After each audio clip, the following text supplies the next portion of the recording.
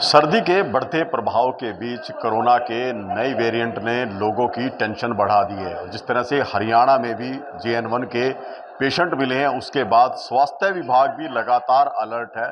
जिस तरह से पहले निर्देश दिए गए थे कि कोविड गाइडलाइंस का पालन किया जाए और इसके अलावा RT-PCR जांच शुरू की जाए, वो भी अब किस स्थिति में है। हमारे साथ नागरिक अस्पताल की डॉक्टर अनु हैं, उनसे जान लेते हैं। मैम, जिस तरह से अभी स्थिति सामने आ रही है कि हरियाणा में भी नए वेरिएंट के पेशेंट मिले हैं, तो स्वास्थ्य विभाग क्या कर रहा है?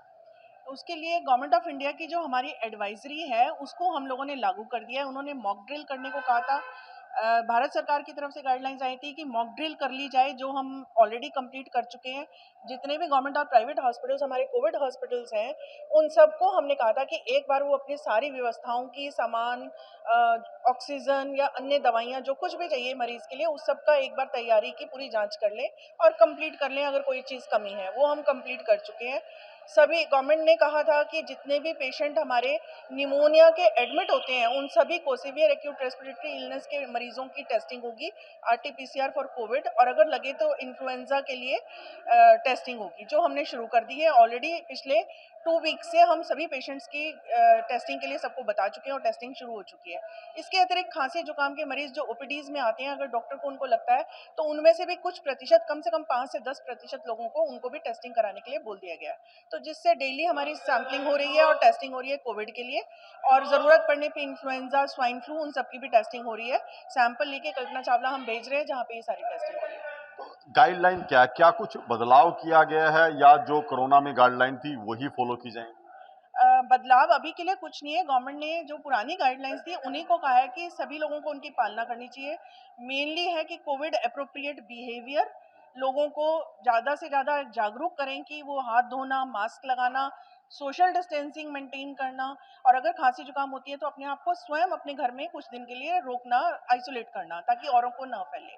और टेस्टिंग के लिए अगर उनको लगता है कि उनको खांसी जुकाम, बुखार या कोविड जैसे कोई लक्षण आ रहे हैं, तो हॉस्पिटल में आए। गवर्नमेंट हॉस्पिटल में फ्री ऑफ कॉस्ट हमारी टेस्टिंग हो रही है हर जगह पर। सिविल हॉस्पिटल में, कल्पना चावला में, और सब डिस्ट्रिक्ट लेवल पे CSCs और PSCs पे भी ये सुविधा उपलब्ध है।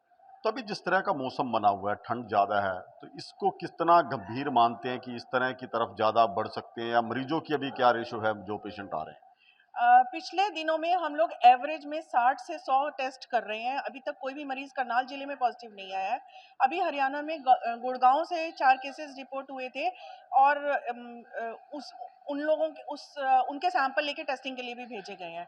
तो तैयारी है, लोगों को और डॉक्टर्स को, सबको हम लोगों ने अलर्ट पे रखा हुआ है, और पूरी कोशिश है कि अगर बीमारी आती है तो उसको जल्द से जल्द रोक लिया जाए, फैलने से रोका जा सके, और मरीजों का उचित इलाज और सभी सुविधाएं उनको उपलब्ध कराई जा सके। जिस तरह के प्रबंध है, क्या ये जिला स्तर पर रहेंगे या CHC SDH लेवल पर भी इस तरह की कुछ जानकारी है? हमारे कोविड हॉस्पिटल्स जो मेन सीरियस पेशेंट्स के लिए हैं, वो डिस्ट्रिक्ट सिविल हॉस्पिटल में बेड्स की व्यवस्था है, कल्पना चावला में बेड्स की व्यवस्था है, और इसके अतिरिक्त जो कम गंभीर मरीज होते हैं उनको सब डिस्ट्रिक्ट लेवल पे नीलोखेड़ी, तरावड़ी, इंद्री, घरौंडा, असंध और नीसिंग, यहाँ पे भी बेड्स की व्यवस्था, बाकी ऑक्सीजन, दवाइयाँ, इन सब की व्यवस्था हमने कर रखी है, और डॉक्टर्स और स्टाफ की ट्रेनिंग भी पूरी है।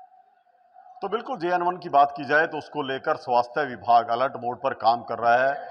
जिला नागरिक अस्पताल के अलावा CHC और SDH लेवल पर भी व्यवस्थाएं की गई हैं। जिस तरह से ऑक्सीजन प्लांट की बात है वो भी पूरी तरह से संचालित किए गए हैं। इसके अलावा गाइडलाइन जरूर जारी कर दी हैं और साथ साथ टेस्ट जो हैं वो बढ़ा दिए गए हैं।